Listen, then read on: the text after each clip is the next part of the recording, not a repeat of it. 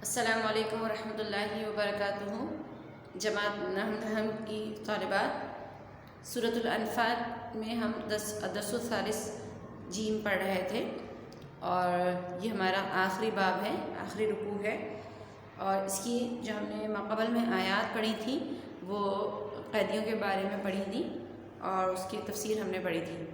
آج کی جو آیت ہماری ہے وہ دراصل جو اس میں جو حکم ہے وہ وراثت کا حکم ہے، اور کہ باہمی وارثین کون لوگ ہوں گے۔ تو پہلے یہ چیز جان لیں کہ وراثت کہتے کس کو ہیں۔ یہ وراثت اس مال کو کہا جاتا ہے جو مرنے والا مرنے کے بعد اپنے پیچھے چھوڑتا ہے، جس کو عرف میں ترکہ بھی کہتے ہیں، یعنی اس کے بعد اس کے جو رشتہ دار ہوتے ہیں ان کو اس میں سے اس کا حصہ وغیرہ دیا جاتا ہے۔ ٹھیک ہے، اب یہاں آیت پہلے پڑھ لیتے ہیں، اس کا ترجمہ بھی دیکھ لیجئے اور کتاب بھی اپنے سامنے رکھیے گا تاکہ آپ کو ترجمہ کر لیجئے۔ بسم اللہ الرحمن الرحیم۔ ان الذین آمنوا وہاجروا وجاہدوا باموالہم وانفسہم، بلا شبہ وہ لوگ جو ایمان لائے اور ہجرت کی اور جہاد کیا اپنے مالوں اور اپنی جانوں سے، فی سبیل اللہ، اللہ کے راستے میں، والذین آووا، اور وہ لوگ جنہوں نے ٹھکانہ دیا، پناہ دی، ونصروا، اور مدد کی، اولئک، یہی لوگ، بعضهم اولیاء بعض، ایک دوسرے کے رفیق ہیں، دوست ہیں، اور اصل جو مراد آیت ہے وہ ہے ایک دوسرے کے وارثین ہیں۔ تو اب یہاں پر آیت کا جو پہلا حصہ ہے ان الذین آمنوا وہاجروا، یہاں سے مراد مہاجرین ہیں، مکہ کے مہاجرین جنہوں نے مدینہ ہجرت کی، وہ لوگ مراد ہیں۔ اور والذین آووا ونصروا سے کون مراد ہے؟ وہ لوگ مراد ہیں جو مدینہ میں موجود تھے، یعنی انصاری، جنہوں نے مدینہ کے مہاجرین، مکہ کے مہاجرین کی مدد کی تھی، یعنی انہیں پناہ دی تھی اور ان کی مدد کی تھی۔ تو اب چونکہ اس وقت مکہ سے مدینہ ہجرت کرنا فرض تھا، تو اس لیے ان کی آپس میں وراثت کیا ہوگی؟ تقسیم ہوگی۔ اس وقت یہ حکم تھا، یعنی اگر کوئی انصاری مر جاتا ہے تو اس کی جائیداد میں سے یا اس کے مال میں سے مہاجر کو بھی حصہ ملے گا، اور اگر کوئی مہاجر مرتا ہے تو اس کی جائیداد میں سے ایک انصاری کو بھی حصہ ملے گا، اس آیت کے تحت۔ اچھا، اب یہاں پر آیت میں جو اولیاء کا لفظ ہے اور اس کے اولیاء ولی سے نکلا ہے، اور ولی کے معنی ہوتے ہیں دوست کے، رفیق کے، لیکن یہاں پر جو آیت کی مراد ہے وہ مراد یہ ہے وارث، یعنی ایک دوسرے کے کیا ہے؟ وارثین ہیں۔ اب ایک اور بات یہ جان لیں کہ یہاں پر چونکہ ہجرت مدینہ اس وقت فرض تھی، تو حضور اکرم صلی اللہ علیہ وسلم نے مدینہ ہجرت کرنے کے بعد مکہ کے مہاجرین اور مدینہ کے انصاریوں کے درمیان ایک رشتہ اخوت قائم کیا تھا۔ اس رشتہ اخوت کی وجہ سے یہ آپس میں کیا ہو گئے تھے؟ بھائی۔ اس وجہ سے یہاں پر اس آیت کے حکم میں یہی حکم ہے کہ وہ آپس میں کیا ہوں گے؟ بھائی ہونے کی وجہ سے یہ آپس میں کیا ہو گئے؟ ان کی وراثت تقسیم ہوگی، یعنی وہاں پر ہجرت کی وجہ سے آپس میں یہ ایک دوسرے کی ان کی جائیداد تقسیم ہوگی، یہ حکم ہے۔ تو اب یہ جو حکم ہے یہ وراثت کا ابتدائی حکم ہے۔ جی طالبات، یہ جو اس آیت کے ضمن میں جو ہمیں حکم ملا ہے یہ وراثت کا ابتدائی حکم ہے۔ ابتدائی حکم کا مطلب یہ کہ اس کے بعد وراثت کا ایک اور حکم آیا اور اس نے اس حکم کو منسوخ کر دیا، ختم کر دیا۔ اب ابتدائی حکم پہلے دیکھ لیتے ہیں۔ اس آیت کے ضمن میں جو حکم ہے وہ ابتدائی حکم میں دو چیزوں کا ایک ہونا ضروری تھا، ایک ہونا، یعنی مذہب کا ایک ہونا ضروری تھا، اسلام کا ہونا ضروری تھا۔ اس کے تحت کوئی مسلمان کسی کافر کی جائیداد میں سے اس کو حصہ نہیں ملے گا، اور اسی طرح کسی کافر کو کسی مسلمان کی جائیداد میں سے حصہ نہیں ملے گا۔ یعنی اس وقت صورتحال یہ تھی کہ اگر باپ مسلمان ہے تو بیٹا مسلمان نہیں تھا، تو یہاں پر یہ معاملہ رہے گا کہ مذہب کا ایک ہونا، یعنی اسلام کا ایک ہونا ضروری ہے۔ تو اب وہاں پر مذہب ایک نہیں، اس لیے ان کی آپس میں جائیداد تقسیم نہیں ہوگی۔ دوسری چیز جو تھی وہ وطن کا ایک ہونا، یعنی مذہب کے ساتھ ساتھ وطن یعنی دار کا ایک ہونا بھی ضروری تھا، کہ اب مثال کے طور پر ایک یعنی کہ باپ بھی مسلمان ہے اور بیٹا بھی مسلمان ہے، لیکن والد یا باپ جو ہیں وہ مکہ میں ہیں اور بیٹا ہجرت کر کے مدینہ آ چکا ہے، تو اب ایسی صورت میں کسی ایک کے مرنے کی وجہ سے دوسرے کو جائیداد میں حصہ نہیں ملے گا، یعنی یہ اس وقت کا حکم ہے۔ جو ابتدائی حکم ہے۔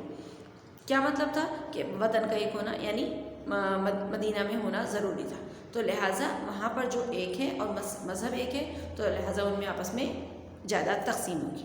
اب یہ جو حکم تھا یہ کب تک کے لیے تھا؟ کیونکہ اس وقت جو مدینہ ہجرت کرنا فرض تھا، تو اسی لیے علماء فرماتے ہیں کہ یہ جو حکم ہے یہ اس وقت کے لیے تھا کہ جب ہجرت کا حکم ختم ہو گیا۔ اور ہجرت کا حکم کب ختم ہوا تھا؟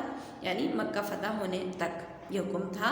مکہ فتح ہونے کے بعد چونکہ مسلمانوں کو آسانی فراہم ہو گئی، کفار کی جانب سے جو تکلیف اور مصیبت تھی وہ ختم ہو گئی اور اپنی مذہب پر عمل کرنا آسان ہو گیا، تو اس وجہ سے اب ہجرت کا جو حکم ہے، فرضیت کا جو حکم ہے وہ ختم ہو گیا۔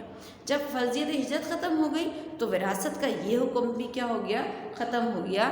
یعنی کہ اب اگر کوئی اس حکم کے یعنی مکہ فتح ہونے کے بعد بھی اگر کوئی ہجرت کر کے مدینہ جاتا ہے تو اس کو نہ ہجرت کرنے کا وہ ثواب ملے گا اور نہ ہی ہجرت کرنے کی وجہ سے جو احکام ہے وہ اس پر لاگو ہوں گے۔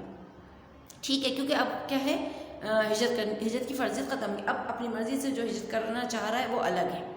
ٹھیک ہے، کیوں کہ مکہ فتح ہونے کے بعد حضور اکرم صلی اللہ علیہ وسلم کا یہ ارشاد ہے لا ہجرت بعد الفتح، یعنی ہجرت کے بعد، فتح کے بعد، مکہ فتح ہونے کے بعد کوئی ہجرت نہیں۔ یعنی ہجرت تو کر سکتے جیسے ایک جگہ سے دوسری جگہ منتقل ہو رہے ہیں، لیکن اگر کوئی اس وجہ سے ہجرت کر رہا ہے کہ مذہب کی وجہ سے وہاں پر عمل کیا نہیں جا رہا، کرنے نہیں دیا جا رہا، تو یہ وجہ نہیں، کیونکہ وہ وجہ اب ختم ہو چکی۔ ٹھیک ہے، تو یہ ابتدائی حکم بھی منسوخ ہو گیا وراثت کا۔ سورۃ الانفال کی آخری ہی آیت یعنی کہ 75 جو ہے آیت نمبر، اس 75 آیت میں سورہ وراثت کا آخری اور دائمی حکم یعنی دوسرا جو حکم ہے وہ نازل ہوا، جس نے اس پہلے والے حکم کو منسوخ کر دیا۔ گویا کہ وہ جو حکم ہے وہ ناسخ ہے اور یہ حکم کیا ہو گیا؟ منسوخ۔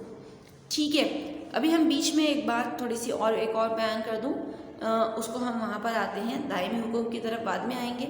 وراثت کا جو دوسرا حکم ہے، اس بات میں ذرا سے ایک چیز درمیان میں ایک اور چیز سن لیں کہ یہ جو اس ہجرت کی وجہ سے جو حکم نازل ہوا تھا، اس کے بارے میں علماء تفسیر بیان کرتے ہیں کہ جب یہ صورتحال اگر دوبارہ پیدا ہو گئی کہیں کسی علاقے میں، کسی جگہ پر کہ مسلمانوں کو ہجرت پر مجبور کیا گیا اور مسلمان اس جگہ سے ہجرت کر کے دار امن میں یا دار اسلام میں جاتے ہیں اسی جگہ پر، تو اب وہاں پر بھی یہی احکام دوبارہ لاگو ہو جائیں گے۔ ٹھیک ہے، یعنی کہ وہ ظاہر بات ہے اس وقت کے لیے تھے، وہ وقت سب ختم ہو گیا، مدت ختم ہو گئی تو وہ حکم بھی ختم ہو گیا۔ لیکن اگر دوبارہ ایسا معاملہ ہو گیا کہ وہ کوئی رکاوٹ کے بغیر ان کو ہجرت کرنے میں آسانی ہے، کوئی رکاوٹ نہیں ہے اور وہ ہجرت کر کے جا رہے ہیں، تو پھر اب یہی حکم ہوگا، یہی اخوت کا رشتہ قائم ہو جائے گا اور آپس میں ان کی وراثت تقسیم ہوگی۔ لیکن اصل جو حکم ہے وہ کیا ہے؟ وراثت کا دائمی حکم کیا ہے؟ وہ کہ اب جو ہم آگے اگلی آیت کو پڑھیں گے، بیچ کی درمیان میں آیات ہے اس کو میں نے ابھی چھوڑ دیا ہے، اس کو میں دوبارہ ابھی ترجمہ جب کرواؤں گی تو وہ آپ کریں گے۔ پہلے اب وراثت کا جو آخری حکم ہے، دائمی حکم ہے، وہ دیکھ لیتے ہیں۔ جی طالبات، یہاں پر جو آیت نمبر 75 ہے اس کی، وہ اولو الارحام بعضهم اولی ببعض فی کتاب اللہ، یہ جو آیت ہے، اس آیت کے تحت وراثت کا دوسرا حکم نازل ہوا تھا اور یہ اس حکم نے پہلے حکم کو منسوخ کر دیا۔ اب یہی حکم قیامت تک کے لیے ہے اور اس حکم کا مطلب کیا ہے، اس کا ترجمہ کیا ہے؟ اور رشتہ دار ایک دوسرے کے زیادہ قریب ہیں اللہ کے حکم کے مطابق یا اللہ کی کتاب کے مطابق۔ قریب کا مطلب وہی ایک دوسرے کے باہمی وارثین ہیں۔ تو اب اس حکم کے تحت بھی دو چیزوں کا ہونا ضروری ہے۔ پہلی چیز کیا؟ مذہب کا ایک ہونا، مذہب وہاں بھی ضروری تھا، مذہب یہاں بھی ضروری ہے۔ لیکن دوسری چیز اب وطن نہیں ہے، وطن کا ایک ہونا ضروری نہیں ہے، اب ہے نسبی یعنی خونی رشتے کا ایک ہونا ضروری ہے، کیونکہ اولو الارحام فرمایا، ارحام رحم سے نکلا ہے اور رحم بطن کو کہتے ہیں، یعنی کہ بطن مادر میں جو بچہ پیدائش سے پہلے رہتا ہے اس کا، اسی وجہ سے وہیں سے رشتہ دار یعنی خونی رشتوں کا کے معنی نکلتے ہیں۔ تو اس حکم کے تحت اسلام کا ایک ہونا اور خونی رشتے کا ہونا ضروری ہے۔ اب وطن بھلے سے کوئی الگ ہو، کوئی دوسری جگہ پر ہو، یہ ضروری نہیں ہے۔ ٹھیک ہے، یعنی کہ دونوں کا، باپ ہے تو بیٹے کی جائیداد، بیٹے کو باپ کی جائیداد میں سے حصہ ملے گا، اسی طرح بیٹا ہے تو بیٹے کی جائیداد میں باپ کو حصہ ملے گا۔ تو اب یہاں پر یہ دونوں چیزیں ہیں، اور یہی حکم قیامت تک کے لیے ہے، اور اسی حکم کے تحت آج بھی جو تقسیم ہوتی ہے وراثت کی، وہ تقسیم اسی حکم کے تحت ہوتی ہے۔ انشاءاللہ اس کے بارے میں کچھ اور ایک دو چیزیں ہیں وہ میں ذکر کروں گی۔ میں درمیان میں جو ایک آیت ہماری ہے، جو ہم نے ابتدائی آیت پڑھی تھی، ان الذین آمنوا ہاجروا سے لے کر، اس آیت کے درمیان میں ایک اور چیز کا ذکر ہے، وہاں پر اس کی طرف ہم دوبارہ آتے ہیں۔ وَإِنِ اسْتَنْصَرُوكُمْ فِي الدِّينِ فَعَلَيْكُمُ النَّصْرُ۔ یہاں پر اگر اس کا ترجمہ یہ ہے کہ اگر وہ تم سے دین کے معاملے میں، یعنی تمہارے مسلمان بھائی جو ہجرت نہیں کر سکے ہیں، وہ تم سے دین کے معاملے میں مدد کرتے ہیں، فَعَلَيْكُمُ النَّصْرُ، تو تم پر مدد کرنا لازمی ہے۔ یعنی اب مسلمانوں پر ایسی صورت میں مدد کرنا، اپنے مسلمان بھائی کی مدد کرنا لازمی ہے۔ لیکن اس ایک چیز کا یہاں پر ایک اس کی استثنائی صورت دی گئی ہے اس آیت میں۔ جی طالبات، جو استثنائی صورت ہے وہ کیا ہے؟ الا علی قوم بینکم و بینہم میثاق، یعنی ایسے قوم کے مقابلے میں نہیں، یعنی ایسے قوم کے مقابلے میں مدد کرنا ضروری نہیں ہے، مدد نہیں کی جائے گی کہ تمہارے اور ان کے درمیان کوئی معاہدہ ہوا ہو۔ یعنی اب مسلمان بھائی ایسے مقام پر ہیں اور وہ تم سے مدد طلب کر رہے ہیں، یعنی وہ ہجرت نہیں کر سکے ہیں اور وہ تم سے مدد طلب کر رہے ہیں، تو مدد کرنا تو لازمی ہے۔ لیکن اگر جس قوم کے مقابلے میں وہ تم سے مدد کر رہے ہیں، اس قوم سے تمہارا کوئی معاہدہ ہے، یعنی کہ جنگ بندی کا کوئی معاہدہ ہوا ہے یا کوئی اور معاہدہ ہوا ہے، تو ایسی صورت میں تم اپنے مسلمان بھائی کی مدد نہیں کرو گے۔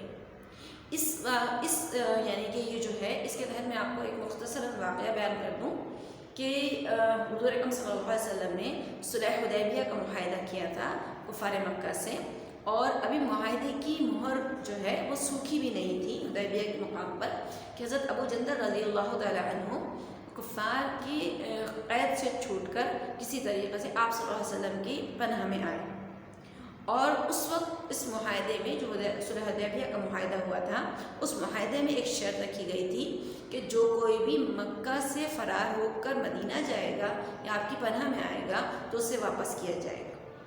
تو اس معاہدے کے تحت حضرت ابو جندل رضی اللہ تعالیٰ عنہ کا انہوں نے مطالبہ کیا اور واپس حوالگی کا، تو حضرت اکرم صلی اللہ علیہ وسلم نے بادل نخواستہ، یا پھر تمام صحابہ اکرام کی جو تھی نا کہ اس وقت ان کی کیفیت یہ تھی، کیونکہ وہ بہت اس حالت میں آئے تھے حضرت ابو جندل رضی اللہ تعالیٰ عنہ کہ ان پر بہت ظلم و ستم تھا، بہت زیادتی کی گئی تھی، تو ان کی حالت اچھی نہیں تھی، تو لیکن صحابہ کرام نہیں چاہتے تھے کہ وہ انہیں واپس کیا جائے، لیکن آپ صلی اللہ علیہ وسلم نے معاہدے کی پاسداری کے تحت انہیں واپس کیا، حضرت ابو جندل رضی اللہ تعالیٰ عنہ کو کفار مکہ کو واپس کیا تھا۔ تو یہاں پر اسی ضمن میں یہ واقعہ ذکر کیا جاتا ہے کہ اگر معاہدہ ہے اس قوم سے تو پھر معاہدے کی پہلے پاسداری ہوگی اور پھر دوسرا معاملہ کیا جائے گا۔ امید ہے آج کا اس میں خلاصتاً جو آیات ہیں ان کا میں نے جو تفسیر ہے، جو احکام ہے یہاں پر بیان کیے گئے۔ مزید انشاءاللہ ان کا ترجمہ اور ان کے احکامات جو اور ایک دو چیزیں ہیں وہ انشاءاللہ اگلی کلاس میں ہم دوبارہ ذکر کریں گے۔ السلام علیکم ورحمۃ اللہ وبرکاتہ۔